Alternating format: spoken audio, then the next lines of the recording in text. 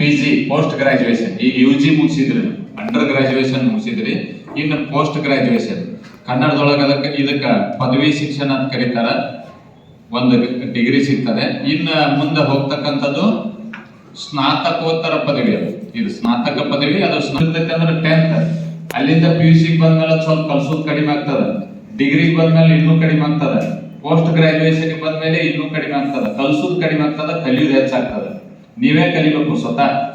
ಯಾರನ್ನೂ ಪ್ರೊಫೆಸರ್ಗಳನ್ನ ಅವ್ರ ಕ್ಲಾಸ್ ತಗೋದಿಲ್ಲ, ಏನು ಹೇಳೋದಿಲ್ಲ, ಹಂಗೆ ಇರ್ತೈತೆ ಅಲ್ಲಿ. ಅದ ಟ್ರೆಂಡ್ ಹಂಗೆ ಇರ್ತೈತಿ. ಅಲ್ಲಿ ಜಾಸ್ತಿ ಕಲ್ಸೋದಿರೋದಿಲ್ಲ, ಕಲಿಯೋದನ್ನ 4 ಜೆರಾಕ್ಸ್ ಅಂಗಡಿ ಇರ್ತಾವ. ಅವ್ರಿಗೆ ಹೆಸರು ಹೇಳೋದಕ್ಕ, ಪ್ರೊಫೆಸರ್ ಹೆಸರು ಹೇಳೋದಕ್ಕ, ಅವ್ರ ನೋಟ್ಸ್ ಕೊಡ್ರಿ ಐತೆ, ಅವ್ನ ಜೆರಾಕ್ಸ್ ರೆಡಿ ಮಾಡಿ ಇಟ್ಟಿರ್ತಾನ ಆ ಪ್ರೊಫೆಸರ್ ಹೆಸರಾಗಿ. ರೊಕ್ಕ ಕೊಡೋದು, ನೋಟ್ಸ್ ತಗೋದು, ಓದೋದು, ಇಟ್ಟ ಕೆಲಸ ಇರ್ತದೆ. ತಿಳಿಲಿಲ್ಲ ಅಂದ್ರೆ ಹೋಗಿ ಪ್ರೊಫೆಸರ್ ಕೇಳೋದು.